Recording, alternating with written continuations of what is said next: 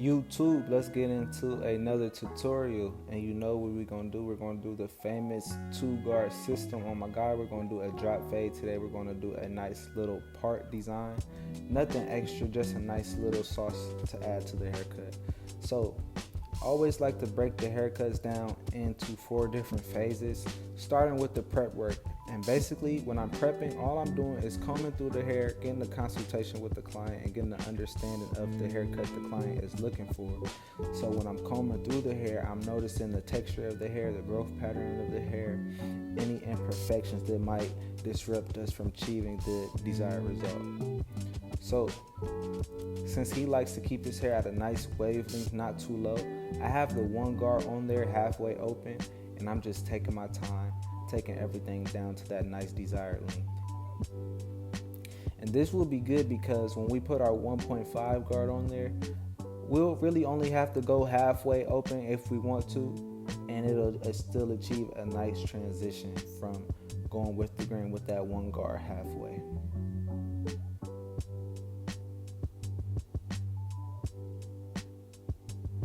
And you see me combing and cutting to the side because I'm paying attention to the growth pattern of the hair. The hair actually grows kind of diagonal at the top of his head. Here you see me doing the hand trick, which is just placing the hand on top of the forehead, and it catches any hairs that might fall onto the client's face and make them uncomfortable during the haircut. So that's a cool little trick that I picked up over the years. And for the last part of prep work, we're just getting a little bit of alcohol. I like to use Sea Breeze on a neck strip, or you can get a cotton pad and just wipe down the client's hairline. So starting out, we're going to do our 2-guard system, but we're going to do it a little different today. We have our 1.5 guard all the way closed, and we're just debulking this side area where we're going to fade into, because since, like I said, we use that 1 guard halfway, this 1.5 guard against the grain will just bring it down a little bit and get it ready for our transition. And all we'll have to do is our lever and our 0.5 guard. And I'm really making sure that the ridges around the head are blended, because sometimes this area can be the part, that connection from the top of the head to the bottom of the fade or to the start of the fade, it can be a little dark. So I just want to make sure everything is clear there. And actually I'll have to come back in detail even after I finish my steps to the fade process. So now we have the lever all the way open, and we're just keeping our guideline lower, and we're dropping it with the round of the head, keeping it under the horseshoe. You see the occipital bone in the back. It's good to always contour your guidelines to the shape of the client's head, which gives it kind of more of a custom cut for each client. And you might ask, why am I starting with the lever all the way open? It's because I can just close up the lever at the bottom of this panel and flick halfway and not have to take all day trying to take out a harsh bald line. And you will see that. So right now I have the lever fully closed, and I'm going to the bottom of that panel. Let me know how you guys like this camera angle. I know it might be kind of hard to see sometimes, but I've been switching up how I shoot my content on the phone, has been pretty fast. So let me know how you guys are liking the videos from the phone. I can definitely go back to the camera if you're not liking it. But I have it all the way closed, and then I went halfway, and I'm just fading from the middle to the top of that panel. And it's super quick, it's super efficient. We didn't have to struggle with any harsh bald lines. And now all we got to do is connect the top to the bottom. We have our half guard on there halfway open, and I'm using white Stylecraft guards. I think these guards cut through the hair very good because they have fine point teeth. I feel like any guards that have rounded teeth kind of push the hair away, and these are, I wouldn't say they're not metal, but they're a hard plastic, so it's not moving either. Certain guards that are softer plastic and the teeth start to move, I feel like also those don't cut through the hair as well. So once we go halfway, we're going to close the lever up all the way, and then basically we'll just have to do some cleanup work if that line's not all the way blended out.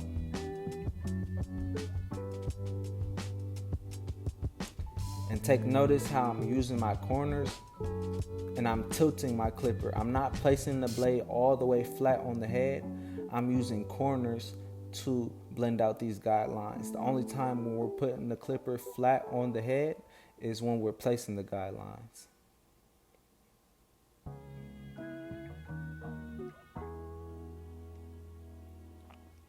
And you see how it's all coming together? It's very simple. I like to make hair cutting simple as possible. I tell you guys every time, the haircut is not the most important part. It's that connection with the client. So if we can make the haircut process a simple and repeatable process, we won't have to overthink every time and make a haircut seem like rocket science or skipping up all over the place with different guards and techniques. We can just have a simple and straightforward approach to this. And now I took the guard off, and I'm just cornering any dark spots I see.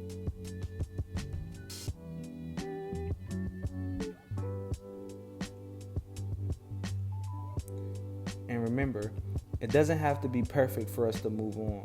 We're just cleaning it up enough of anything we catch right now with a noticeable eye, and then we can come back and take more time once we do our lineup, because then we'll see any imperfections much better. And I'm just showing you guys, I'm just cleaning up the bottom with my trimmer. And some people would have punched that bald line in with the trimmer and struggled to get it out. We just come back and just clean up with the trimmer.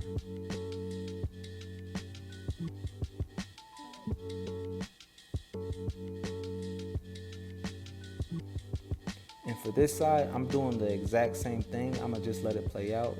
I have it in 2x speed, so if you want to see it in normal time, I'm not really going to explain it, but you can slow it down to 0.5 speed.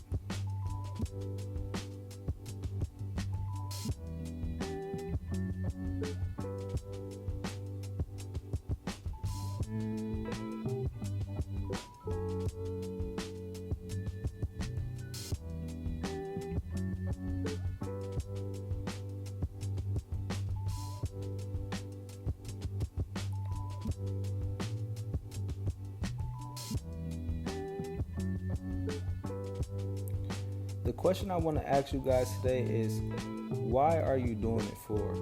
Why are you spending a lot of time trying to learn and perfect this craft? Why are you spending a lot of time behind the chair and trying to get your techniques right and all that? Like, why are you dedicating so much time to this industry and this craft? Remember why you're doing it, because it will guide you along the way. Because this whole process is not going to be easy. It's not going to be overnight. It's going to be highs and lows. It's going to be peaks and valleys. So if you always remember why, it can kind of keep you going. It can keep you motivated to get up every day and chase after it. Because trust me, even once you get good at this craft, you're not going to want to come to the shop every day. You're not going to want to push every day.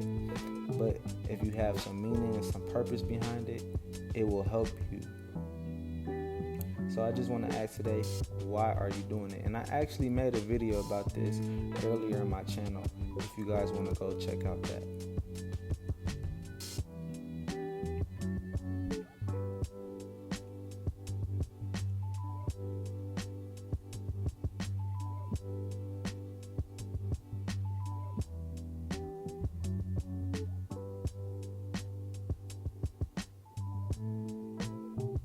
So once we clean the bottom, that was phase 2, the fade work. Now we're moving on to phase 3, it's the lineup work. And I know you guys, I'm going to kill you guys. Well, you guys are going to kill me, because I always say I like to start with the vertical bars. But lately, I've been going ahead and starting in the middle. But the good thing is you can take that same process of starting in the middle and walking that line to each corner just the same as so. So when I start in the middle, I'm setting my foundation for the lineup. And all I'm doing is walking that line as straight as I can, taking my time to each corner. And then when I get an angle on the vertical bar that I like, I go ahead and tap it in, keeping it as natural as possible. And for you people who ask me what's on my hand, I use a pencil because it helps me get that extra pop, but it also helps grab the hair better.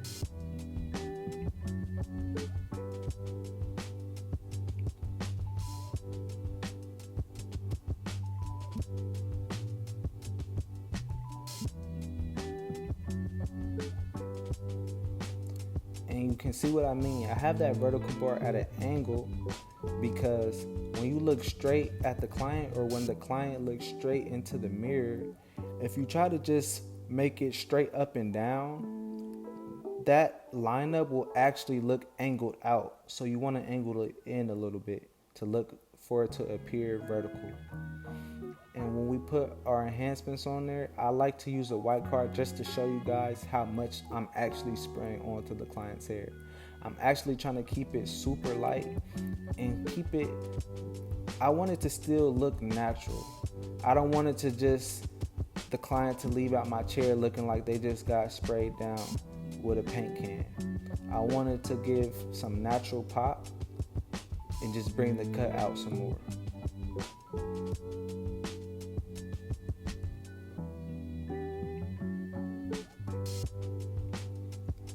And I know sometimes people say maybe this client didn't need enhancements, but this client actually prefers enhancements. I always ask, would you prefer enhancements or you want to keep it natural? So I always leave it up to the client's discretion. I think for that should be for any of you barbers. You should always ask the client and don't assume.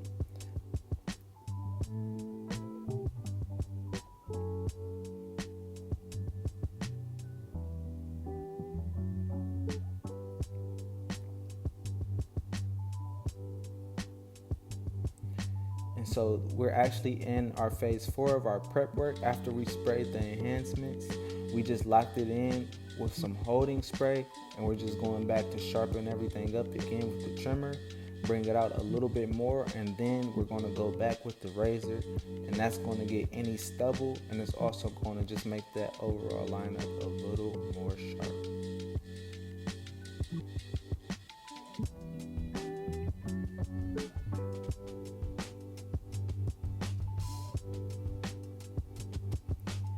So when we use the razor, we're stretching the skin and gliding at a 30-degree angle, making sure we take our time, trying not to nick the client.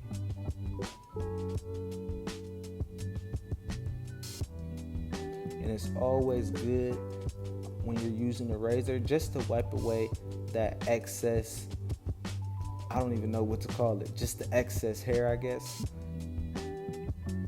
to get that nice crisp ash line.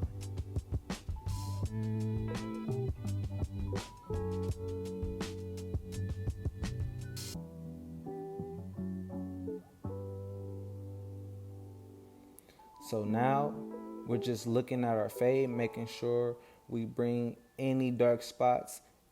We take note of them and just get those faded out. And I kind of did miss a little spot right there. I still see it actually. So, but guys, that's a good simple tutorial for you on a nice drop fade. If you're looking for someone to make tutorials on easy processes that can be duplicated in the shop, go ahead and hit the subscribe button. I drop haircut tutorials every Sunday at noon Central Time. So thank you for checking this video, and I'll be sure to catch y'all in the next one.